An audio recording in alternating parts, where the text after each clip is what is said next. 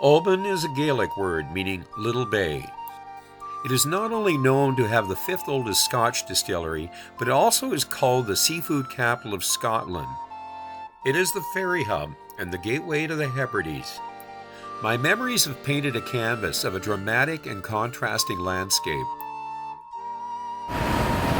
So here they come, and we are looking on the streets of Oban here.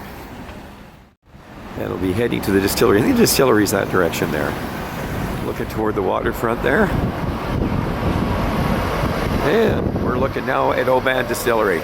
It's just basically around the corner. That wasn't too far a walk. Right downtown.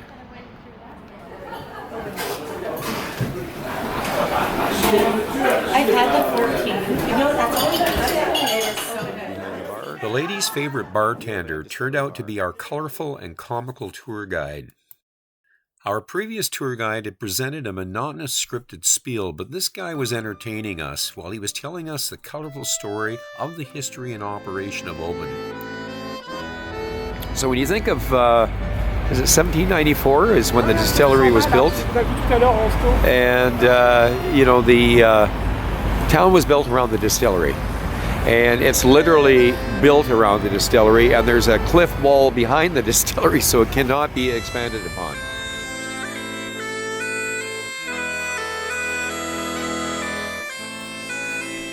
Well, welcome to Noel's World of Whiskey. And tonight, I am going to go a little different direction than what we've done for the last few reviews. In fact, I would say going back quite a few reviews there, probably 4 or 5 reviews there, we've been into cask strengths, we've been into higher ABVs. We are going to go back to a 43, and that's why I dried out for a couple of days there, because I always struggle when I've been doing higher ABVs and then I've got to go do a 43. It's probably not fair to the 43, though some reviewers don't think the 43 is fair to us. Diageo. Blame it on Diageo. Anyways, it is a Diageo distillery. Oban, 18-year-old. Kind of hard to get, especially up here in Canada. This is an American exclusive. Now, I do have some other Obans that I've done the 14, and I've got the Distiller's Edition here. This is the 15-year-old Distiller's Edition, and it's a Monfino finish. This one here, I believe, I'm pretty sure this was a rum finish there. The 11-year-old here, and it is a cask strength there. So yeah, the Soul of Calypso. So yeah, so this one here is a Montefiore finish. It comes out every year. This is the 15-year-old. Really do like these. I've had a few of them, and Distiller's Edition. Again, still 43, and of course the 14, I don't buy the 14, I bought it once, that's the truth, only once. No, I actually had, my son bought me one, and then bought me another one, and then I bought one, so there, I told a lie. I do prefer this, and I do like the cask they come out with every year. Cask finish they come out with every year, and the 18, well, yes, I've had the 18, had it back in Scotland, and prior to that, no, I'd never had the 18, but I have had a bit of this, as you can see, and I think it is worth a review. Bottle's been open, but I'm going to bring it up to you. Just let you look at the bottle. We know it's colored. It's a Diageo. Yeah, so there's the bottle. And again, Whiskey Base did say it was natural color. I'm not sure about that. Maybe I can hear from you folks. If you've heard any information different. I believe it does have coloring in it.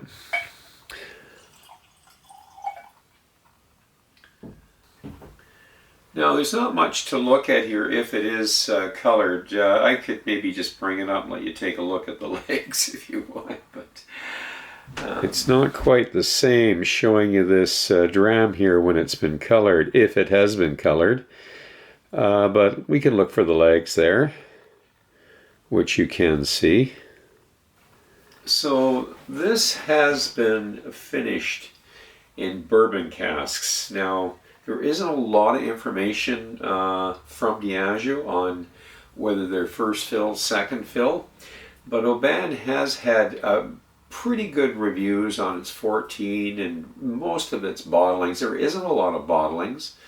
Its output is small. It's a very small distillery. When you visit it, you realize it's enclosed by a town and it can't expand. It literally occupies an acre.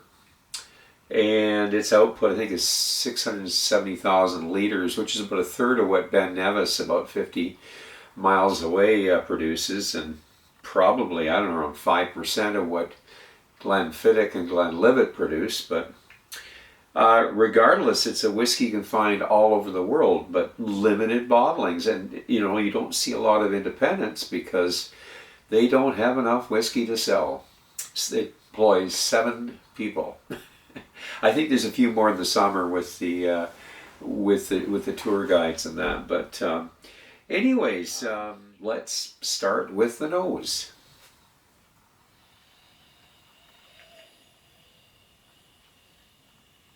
Right off the bat, for 43, it's got a very rich nose. It's kind of a bit of a punch there for 43. So lots of butter tarts, caramel. You know, I would say Werther's butterscotch, and it's got a little bit some herbal notes. Definitely a bit of vanilla kicking in here. But it's got a real punch. I'm not kidding you. It's it could be a 46, that nose. Let's do the palate. Salajava.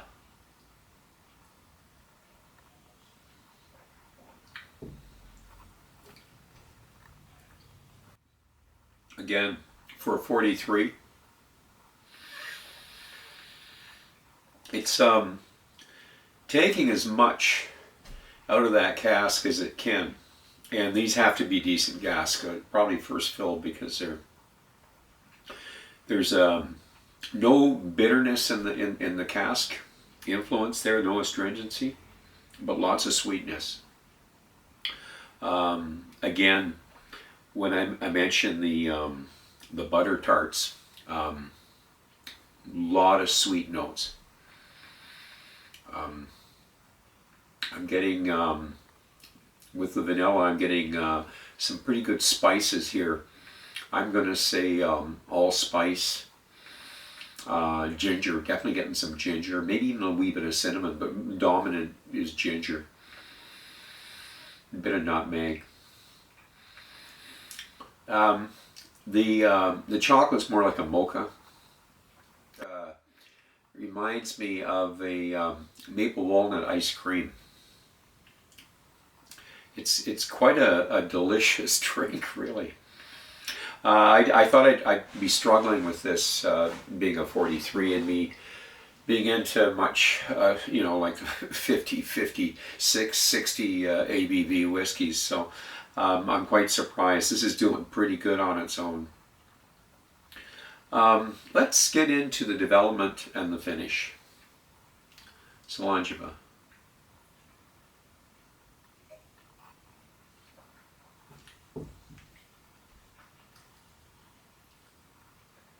Again, spicy, sweet and spicy. It's got some saltiness to it. I'm not really getting much in the peat, but evidently there is some of the reviewers that did get, you know, just tones of peat, or we'll say smokiness, but I'm not getting anything smoky. But definitely still I'm getting the wood notes. And I'd say on the umami side there is something slightly meaty, but it's more like a barbecue sauce, some rich, kind of like a maple barbecue sauce.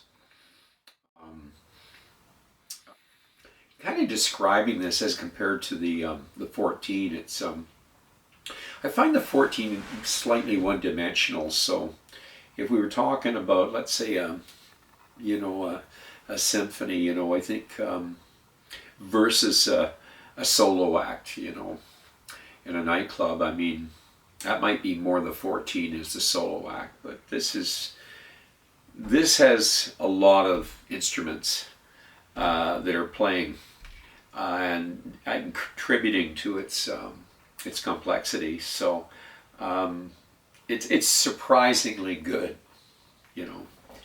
I never know when I get a 43. I don't know what I'm going to think of it, but this one is quite a delight. I'm impressed with it. As far as a finish, I'm going to say medium.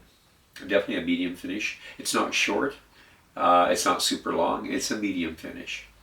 And it does, I mean, it lingers a bit. So maybe we'll say a little bit more on the longer side of medium. And should we add a bit of water maybe, just see what happens? Why not?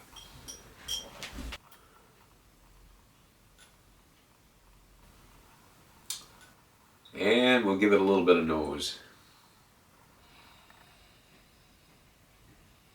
Really brought out the floral.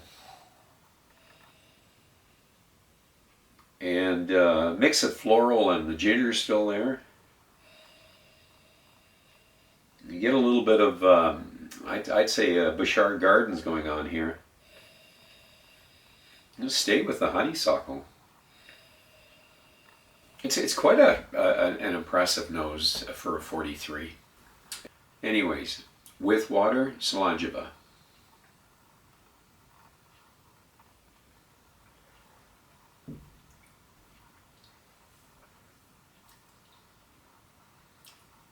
Saltiness.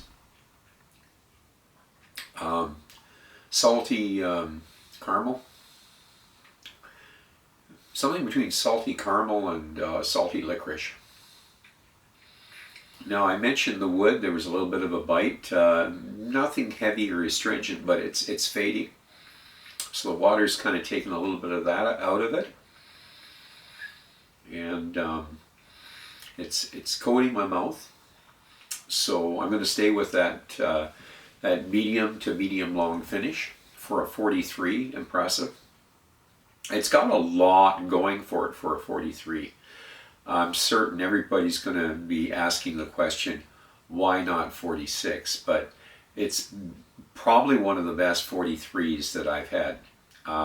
The 18 years is bringing a lot more out of that cask, and it's contributing a lot more than the 14-year-old contributes. So this is definitely a whiskey that I would say is quite superior to what it's delivering, but there's always a but. The value for your money. So in the States, I believe this is around 100 American. Now I've heard of them paying up 140 to 160. So I guess, again, it's where you're buying it. Around 100 American, I don't have a problem with that. Maybe some people do. So I do feel like that's within my ballpark anyways. But if you're looking at, you know, a budget whiskey, this is not a budget whiskey. So, but it's got a lot of depth, you know, for a 43. And probably most you're thinking, you know, why would I pay that for a 43? Because it's actually an exceptional 43. How would I score this? I don't want to push it up like I did the Amroot there, because the Amroot had everything going for it, and same with the the Irishman and that. So we've got to kind of keep it around the 86-ish area, I think. To be fair about it, that's a good score for 43, and that's kind of where I'd leave it. So recommending it if you think you can get it for that $100 American price in the States, or lower. I don't know if you're paying more, if it makes sense, but it is one of the better 43s that I've had. So on that note, I'm going to ask you to drink wisely, drink intelligently, and do not drink and drive until the next time. So long, goodbye.